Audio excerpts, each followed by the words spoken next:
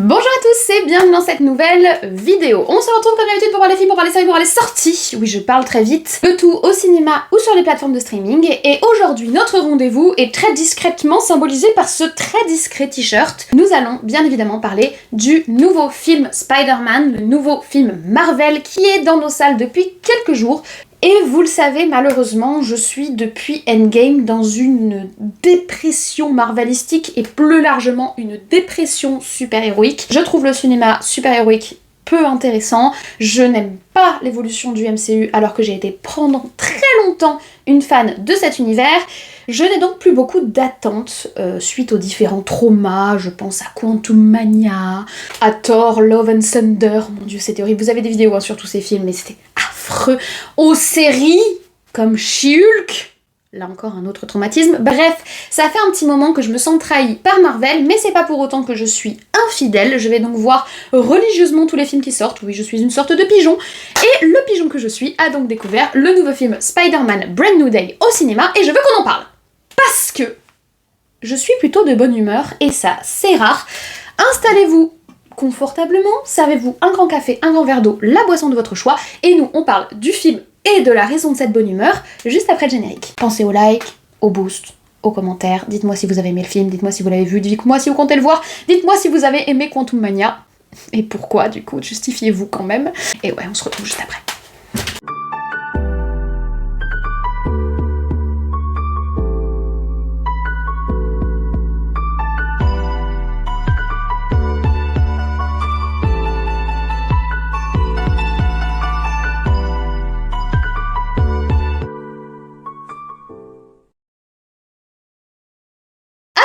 Spider-Man Brand New Day est sorti le 31 juillet 2026 dans nos salles, c'est le 38e film du MCU. Il y a beaucoup à dire, il y a beaucoup à faire, il y a beaucoup à réviser, même si évidemment on n'a pas besoin de tout avoir vu, il faut que vous sachiez à peu près ce qui s'est passé pendant la Infinity Saga, que vous ayez vu Infinity War et Endgame pour à peu près comprendre. Et encore, il faut que vous sachiez plus ou moins qui est Spider-Man, il faut quand même que vous ayez vu Spider-Man No Way Home pour comprendre les enjeux de celui-ci. Donc il faut avoir vu le Spider-Man 3 pour comprendre les enjeux du Spider-Man 4. Là quand même c'est pas si exigeant que ça. Mais il faut aussi avoir vu des séries, notamment la série du Punisher, donc vous avez quand même quelques rattrapages à faire. Mais c'est quand même un film qui prend pas mal de distance avec cette espèce de révision obligatoire qu'on a dans le MCU depuis quelques années, et on va pas se mentir, ça fait quand même assez plaisir. Je suis allée voir le film avec des amis qui ne sont pas forcément supra à jour du MCU, et qui ont quand même pu apprécier le film, donc ça c'est un premier point à mettre en avant dans cette vidéo. Il faut évidemment replacer ce film dans le contexte super-héroïque marvelistique. Oui, je m'emploie des termes très complexes, je ne sais même pas pourquoi. C'est le deuxième film de la phase 6 du MCU. Car, pour mémoire, la phase 3 s'est terminée avec Infinity et Endgame. Il y a ensuite eu les phases de la trahison. Je ne sais pas leur nom officiel, mais je trouve qu'elles fonctionnent plutôt bien. C'est-à-dire la phase 4 et la phase 5. La phase 4 avait des points positifs comme des points négatifs. On sentait que Marvel avait du mal à faire redécoller son univers après les monumentaux enjeux qu'ils avaient déployés à la fin de la Infinity Saga. Si jamais j'ai une vidéo entière sur mon rapport à la Infinity Saga, donc je vous invite à aller la découvrir. Durant la phase 4, vous aviez en fait un rapport assez inégal. On pouvait avoir des films désastreux, comme par exemple Love and Thunder que j'ai détesté, le film Black Widow que je n'ai pas beaucoup apprécié, Les Eternals qui avait un sacré potentiel et qui, je trouve, n'a pas été à la hauteur de son potentiel, j'en avais parlé dans une vidéo. Vous aviez aussi des films qui étaient vraiment intéressants. Doctor Strange Multiverse of Madness, réalisé par Sam Raimi, j'avais beaucoup apprécié la proposition et c'était un film qui était quand même assez original. Shang-Chi qui était un film très rafraîchissant et très léger, qui faisait du bien à l'univers je trouvais. Mais ensuite vous avez eu vraiment le fond du panier avec la terrible phase 5. Et c'est là que j'ai failli entrer en rupture avec Marvel et cesser d'aller voir les films, tellement je ne me sentais pas respectée en tant que fan de l'univers. Ant-Man, Quantum Mania, The Marvels, Captain America, tout ça c'était des films que je n'avais pas beaucoup appréciés, et c'est également le cas pour les deux dont on n'a pas parlé sur la chaîne puisque c'était durant la pause de la chaîne. Je n'ai pas été fan de la proposition sur les 4 Fantastiques, l'esthétique était très intéressante mais franchement l'histoire, ça n'allait pas du tout, et puis c'est un régime totalitaire ce truc, je suis désolée. Et en plus ça a l'air de gêner personne. Hein. Thunderbolt, c'était sympatoche, mais honnêtement j'ai pas senti l'impact des enjeux et je n'aime pas cette troupeau d'anti-héros. Ils sont trop dans le fit and fun, humour gras, et on voudrait un petit peu plus de sérieux et un petit peu plus de maturité. pas tout le temps, mais quand tu regardes la phase 5, hormis Les Gardiens de la Galaxie volume 3, qui pour le coup était mature et traitait de thèmes assez durs, ce qui est un comble pour les Gardiens de la Galaxie, tous les films étaient tous sur le même registre, ce qui n'est pas personnellement ce que je recherche tout le temps dans le Marvel Cinematic Universe. Ce qui était intéressant avec le monde de Marvel, c'est qu'on avait des héros qui étaient à plein de registres différents, plein de niveaux de registres différents, et donc tout le monde pouvait y trouver son compte. Dans la même phase, on pouvait avoir les Gardiens de la Galaxie, très fun, très léger, très blagounette, très fit and fun, et à côté, vous pouviez avoir Doctor Strange, beaucoup plus sombre, beaucoup plus lourd au niveau des enjeux. Donc la phase 5 a failli me faire abandonner le Cinematic Universe, mais je suis toujours là pour le deuxième film de la phase 6. On y arrive. Et c'est donc ce Spider-Man Brand New Day. On retrouve le réalisateur de Shang-Chi, et ça, honnêtement, ça me donnait plutôt espoir parce que j'avais aimé le ton qu'il avait donné au film Shang-Chi, comme vous l'avez compris. On retrouve le casting plutôt 3 étoiles des précédents films, du coup, du Spider-Man du MCU, avec Tom Holland pour incarner Spider-Man, Zendaya pour incarner MJ, également Mark Ruffalo qui est notre Hulk Bruce Banner, et John Bernthal, j'ai déjà pas réussi à prononcer son nom dans ma vidéo sur l'Odyssée, vous voulez que je fasse comment? John Bernthal qui incarne très bien le Punisher, qui est par ailleurs un personnage que j'aime beaucoup de l'univers, et une des rares séries que j'ai vraiment appréciées. On retrouve le Spider-Man post No Way Home qui a donc été oublié par toute l'humanité. Ça fait 4 ans maintenant et on va pas se mentir, pas très bien au niveau moral, mais il a réussi à se faire une place en tant que héros majeur à New York. La petite araignée du quartier est vraiment devenue le super-héros, celui qu'on connaissait en fait dans les films de Tobey Maguire et de Andrew Garfield, ce qui est assez intéressant par rapport à la transition qui est faite et l'impact majeur qu'avait eu le Spider-Man qui était inclus dans les Avengers, qui était, on va dire, chapeauté par Tony Stark. Là, on est sur le Brand New Day, donc on est sur une sorte de recommencement, ce qui est plutôt intéressant, et il va donc faire face à de nouveaux enjeux qui vont, on va dire, mettre en difficulté la vision qu'il a de lui-même et les décisions qu'il a prises durant ces 4 années de grande solitude. Je ne vous en dis pas plus au niveau du contexte et de la présentation du film, c'était déjà assez long comme ça, c'est toujours comme ça avec Marvel, et on passe au vif du sujet. Qu'est-ce que j'ai pensé du film? On va commencer comme d'habitude sur la forme. Visuellement, les scènes de cascade, on va commencer par ça, c'est waouh, j'ai beaucoup aimé. On a une petite vibes presque Into the Spider-Verse, voire même carrément les jeux sur PS5 que je n'ai pas fait mais dont j'ai vu les visuels et je trouve que ça correspond assez bien. Où à un moment on a une scène où on voit à travers les yeux de Spider-Man, j'adore. On a des trucs qui sont très majestueux, des chutes d'immeubles, surtout dans la partie introductive du film, c'est quelque chose qui passe plutôt au second plan par la suite, c'est un peu dommage mais ça fait sens avec le scénario. Il y a quelque chose de très vertigineux qui est assez beau, les effets spéciaux fonctionnent très bien. Je trouve que tout le rapport au Spider-Suit et aux différentes technologies qu'utilise Spider-Man sont bien intégrés au film. Le seul bémol que j'aurais au niveau effets spéciaux, en fait il y en a 2, c'est le Scorpion. Il fait un peu bric et broc, je trouve pas qu'il passe très bien, mais au moins il fait presque tangible, j'ai bien dit presque, et l'effet qu'ils ont fait lorsqu'il y a, pour ne pas spoiler, la bulle. Je comprends qu'ils ne savaient pas comment montrer cet effet et ils ont choisi ce truc avec une espèce de reflet là, mais j'ai pas trouvé ça fameux. Mais à part ça, notez que ce sont les seuls éléments sur lesquels je pinaille au niveau effets spéciaux et ça fait très plaisir. Par rapport à ce qu'on a pu avoir dans Brand New Day, dans Quantum Mania le satanique, c'est clean, c'est propre, c'est fluide, c'est beau et c'est impressionnant en salle et je trouve que ça fait franchement super plaisir. En plus, ils mettent vraiment beaucoup en valeur le côté Spider-Man, ce côté vertige, ce côté où on est entre les immeubles, et je trouve ça très sympathique. Les effets de toile sont aussi très beaux, donc c'est un premier bon plan. Deuxième chose, le film est plutôt sobre dans sa mise en scène, et j'ai plutôt apprécié. Par sobre, j'entends pas qu'il est minimaliste, pas du tout, mais il n'est pas non plus trop excessif ou trop héroïsant. C'est-à-dire qu'on va avoir des films où ils essayent vraiment trop de faire, vous voyez, la chute en mode beau gosse avec les mouvements de cheveux, vous voyez de quoi je parle. C'est dans les codes super-héroïques, je ne déteste pas, mais je trouve que pour le personnage de Peter Parker, qui est censé être un personnage assez... c'est la petite araignée sympathique du quartier, donc il a un côté un petit peu plus proche de nous, je trouve que la caméra arrive très bien à retranscrire ça. On transitionne entre les phases vertigineuses où vraiment il dévoile son potentiel super-héroïque, mais à la fois des phases très quotidiennes, il est dans un café, il est dans une rue, il est dans son bureau. On nous montre pas trop le New York de carte postale non plus, on n'a pas trop les visuels iconiques de New York. Est-ce que c'est une question d'investissement? Est-ce que c'est une question du fait que ça a été beaucoup tourné en studio?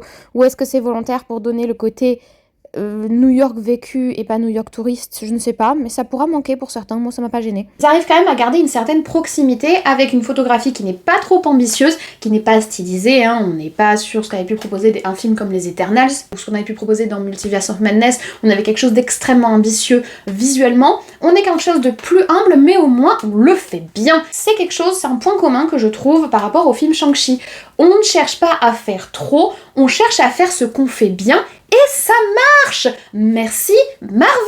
Ça fait des plombes que vous nous faites des films qui sont trop ambitieux, trop exagérés et qui du coup font lourdingue, passent mal à l'image.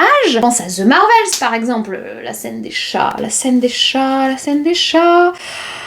Je pense à beaucoup de films qui nous ont proposé ces derniers temps où on essaye de faire beaucoup au niveau de l'esthétique, de faire beaucoup sur le côté super-héroïque grandiose. C'est pas forcément nécessaire pour qu'un film fonctionne et pour qu'on s'attache à un héros et pour qu'on suive l'histoire, et ce film l'a bien compris et ça fait plaisir. Ça reste un film qui du coup n'est pas très ambitieux visuellement, mais est-ce qu'on a besoin forcément de plus? Non. Et résultat, ça marche. Ça marche si ton rythme fonctionne et si ton écriture est bonne. Effectivement, tu peux pas cacher des problèmes scénaristiques ou des problèmes d'écriture si tu as une photographie qui n'en fait pas trop.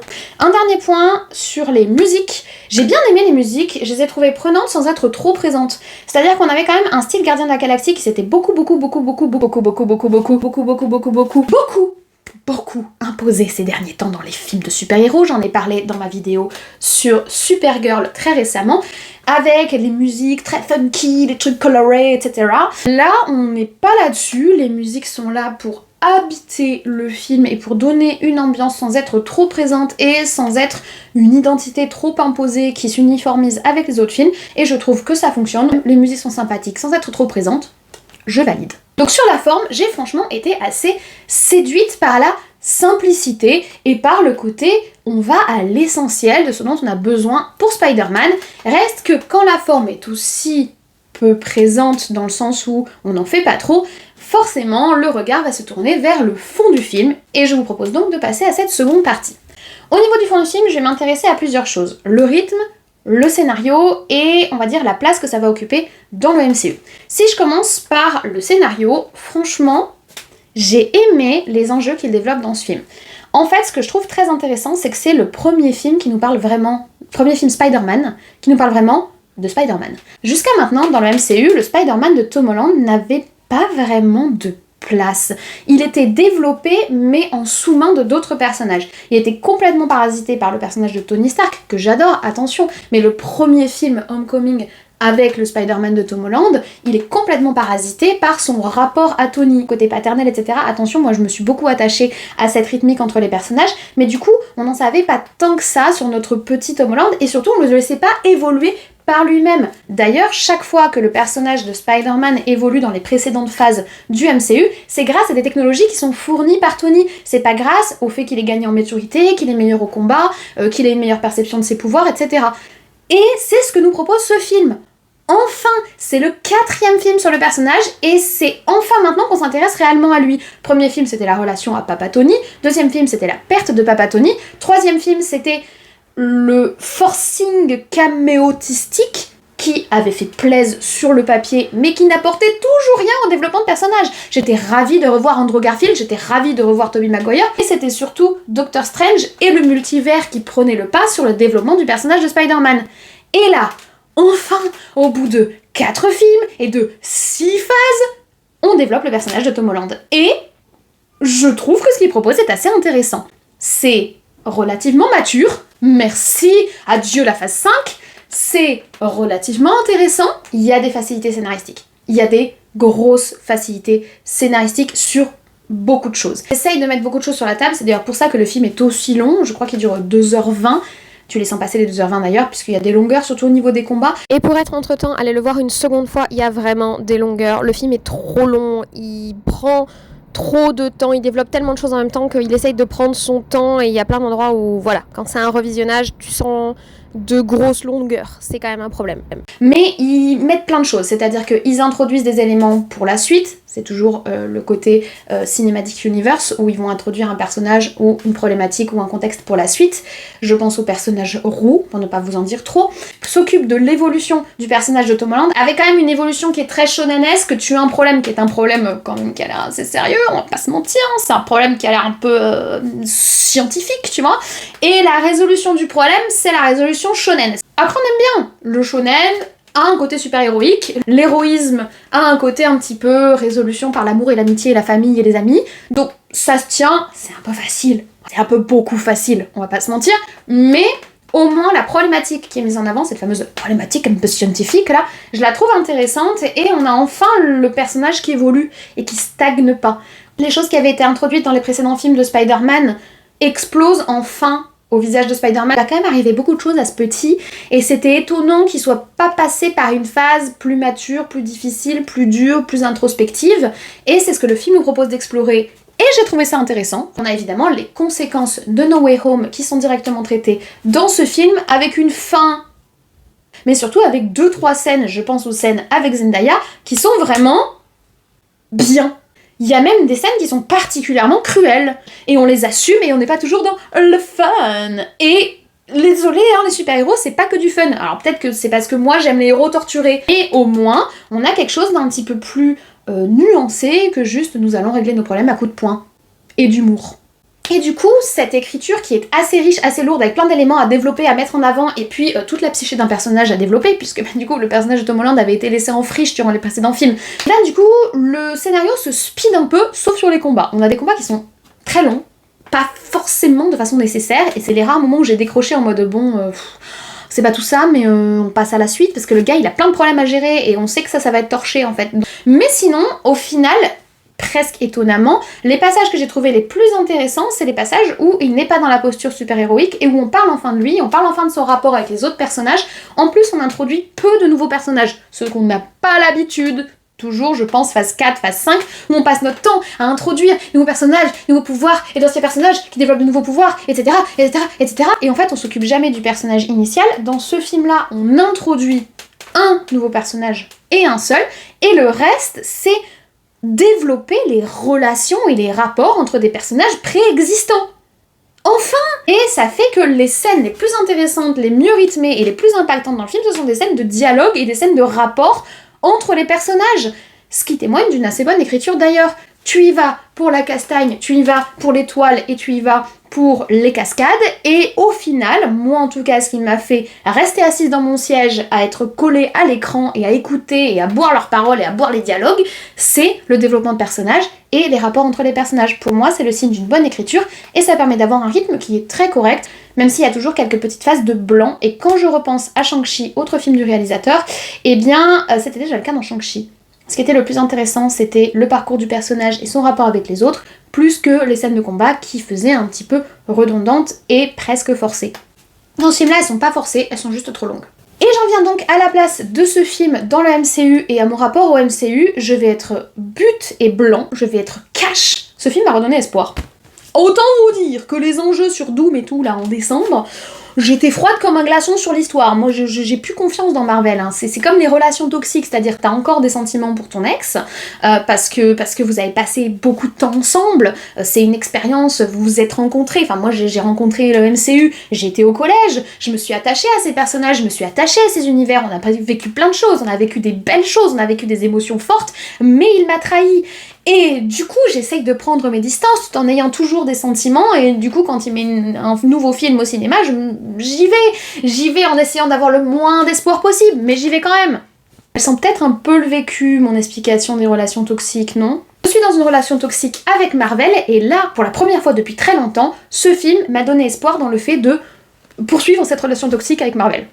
Je sais pas si c'est positif, du coup. La maturité, la posture qui est donnée par rapport au personnage de Spider-Man, le fait qu'on soit entré dans une nouvelle phase et qu'on passe sur des enjeux qui sont plus larges, mais malgré le fait qu'on passe sur des enjeux qui sont plus larges, avec une multitude monstrueuse de personnages, on arrive à prendre un film et à prendre le temps de nous parler réellement d'un héros comme on le faisait au début. Vous pensez à Iron Man 1, vous pensez à Captain America First Avengers, vous pensez même à Ant-Man. Ant-Man, il est pas très important, Ant-Man. Et ben son premier film, Ant-Man, on parlait vraiment de lui, on développait vraiment ses rapports avec les personnages qui l'entourent, son rapport avec ses super pouvoirs, etc. Et bien, on a enfin ça pour le Spider-Man de Tom Holland, je trouve ça super, et je trouve que ça fait enfin une sorte de souffle, de pause, par rapport aux enjeux gargantuesques qu'on nous balance à tire-larigot depuis la fin de Endgame. Il y a eu Krang là, mais ils ont abandonné, et il y a Galactus par-ci, il y a menace interstellaire par-là, menace gigantesque dans les Eternals. T'as l'impression qu'ils te saupoudrent des menaces monstrueuses dans tous les sens. Le soleil est en train de se coucher, la luminosité est dégueulasse, je m'en excuse. Mais qu'ils ne se posent jamais pour vraiment parler de leur héros, et je trouve que c'est ce que ce film a fait, et ça m'a donné une vraie bouffée de plaisir. En fait, j'ai beaucoup aimé ce film et ça me mène à mon bilan. J'ai vraiment passé un très bon moment devant ce Spider-Man Brand New Day. Les retours américains étaient dithyrambiques et j'avoue que ça m'inquiétait un peu, j'avais peur de quelque chose d'encore Brand New Day, Brave New World là, avec Captain America Brave New World que j'avais vraiment pas du tout apprécié, et les retours avaient été très bons dans mon souvenir, en tout cas au début, la première semaine, donc j'ai des réflexes d'animal de proie traqué, vous savez, en mode la dernière fois qu'on m'a fait ça s'est mal passé, et en fait j'ai passé un excellent moment devant le film, je l'ai trouvé kiffant, je l'ai trouvé agréable, je l'ai trouvé écrit, je l'ai trouvé rythmé, bien rythmé, pas trop orgueilleux, pas trop excessif, et enfin un petit peu de psychologie de personnage en fait. Après, je rappelle ce que j'avais expliqué dans ma vidéo sur Supergirl, c'est pas le même univers, mais on est sur le même problème. On a été habitué à des films de tellement mauvaise qualité que ça peut aussi jouer dans l'appréciation d'un film qui va être moyen plus comme celui-ci, mais où moi j'en ressors vraiment contente parce que ça fait longtemps qu'on m'avait pas proposé quelque chose un minimum sympa. Donc voilà, je nuance quand même. Un petit peu d'humain dans tout ce bazar, au lieu d'aller chercher des enjeux interstellaires, prends le temps de me parler de tes personnages, prends le temps de me parler de tes héros.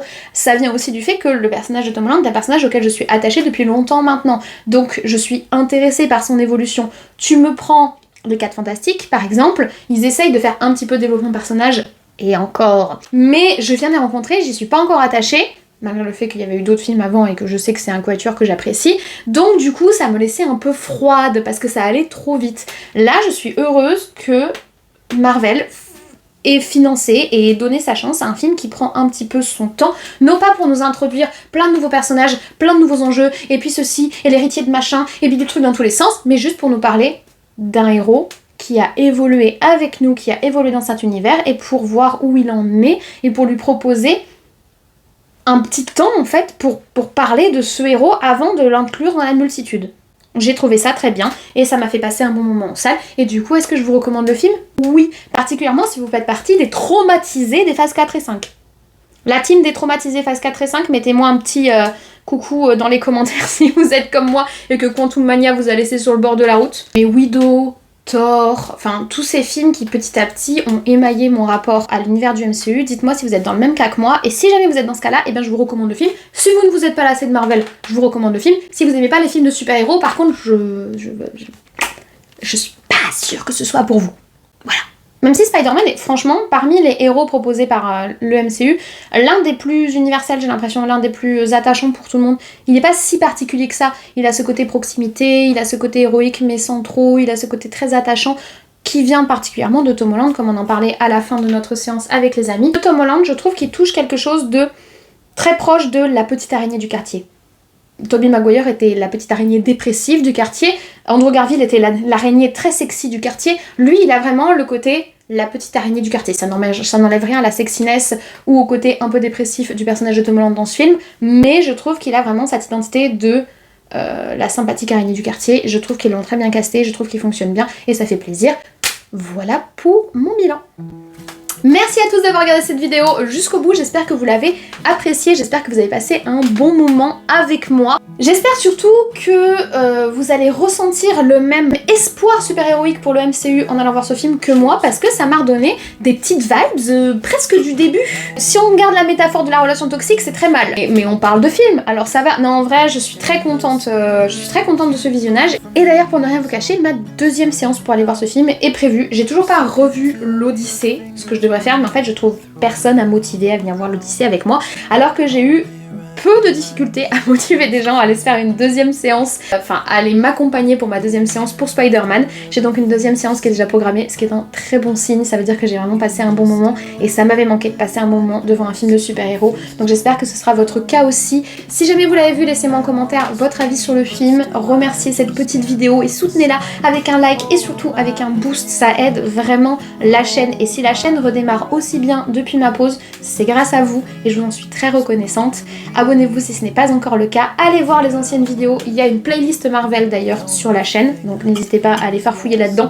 Il y a beaucoup de vidéos où je suis très fâchée, je vous préviens, parce que du coup j'ai commencé ma chaîne après Endgame, donc j'ai commencé ma chaîne quand le MCU commençait déjà à aller pas très bien, et du coup nos rapports se sont un petit peu tendus, vous voyez. Bref, je ne vous embête pas plus, je vous souhaite une très bonne journée, une très bonne semaine, de très bons visionnages, peut-être Spider-Man Brand New Day, Brand New Day, Brand New Day, voilà, peut-être Spider-Man Brand New Day au cinéma, et nous on se dit comme toujours, à très vite. C'est fini, mais si tu en veux plus, n'hésite pas à me retrouver sur mes réseaux sociaux, j'aurai mon compte Instagram et mon compte Twitter, et sur les autres vidéos de la chaîne pour parler cinéma. Et ne rate pas la scène post-générique. Bonjour YouTube, j'espère que vous allez bien. J'ai remis le micro comme je l'ai mis la dernière fois, j'ai eu quelques commentaires, je crois un ou deux, qui m'ont fait des retours sur le son.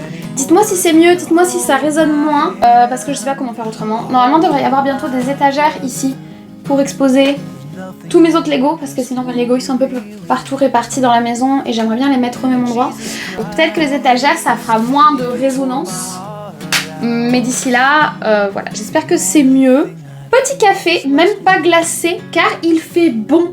Il fait pas frais, mais il fait bon. Il fait 28 aujourd'hui, j'ai pu aller courir, je trouve. D'ailleurs je suis encore rouge je crois.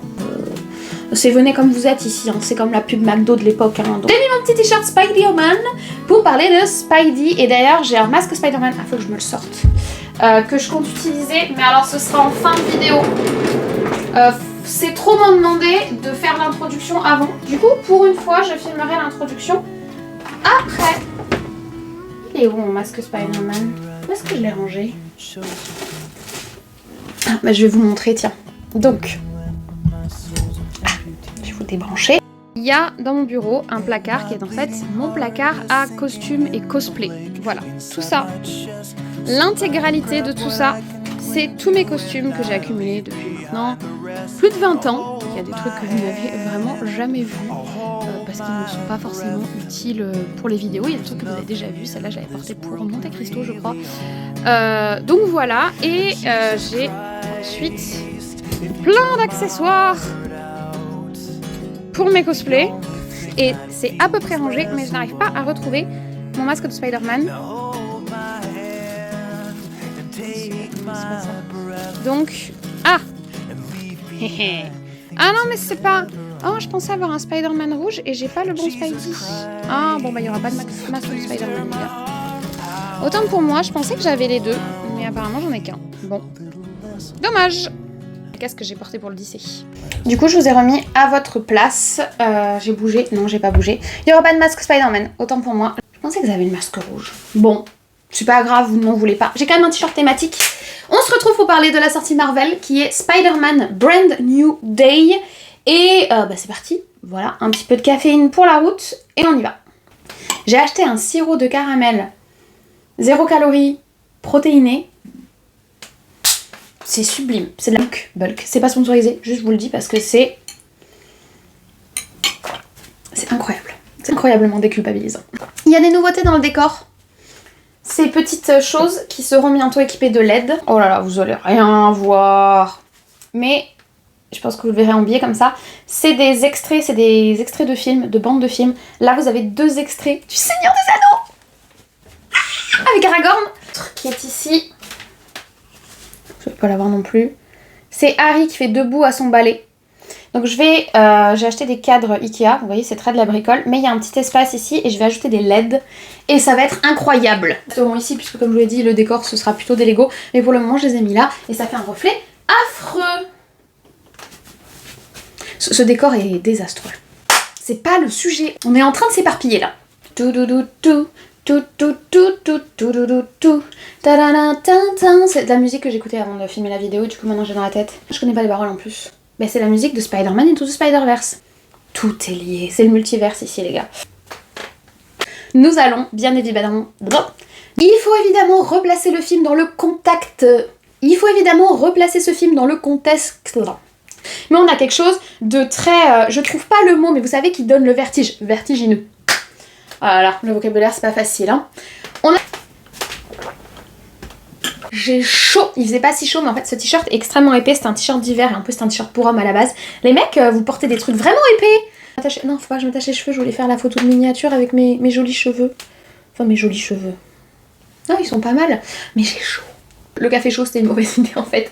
Je vais vous laisser. J'espère que vous avez apprécié cette vidéo. J'espère que vous avez apprécié cette scène post-générique. J'espère que vous allez bien. Voilà. Dites-moi ce que vous pensez de mes projets de fond de... Je suis pas sûre d'avoir besoin d'un fond en particulier. En vrai, je suis à l'aise. Ça, c'est juste ma déco de bureau. Dites-moi si vous l'aimez bien. Bref, merci d'avoir regardé cette scène post-générique qui n'avait aucun rapport. Et moi, je vous dis ciao.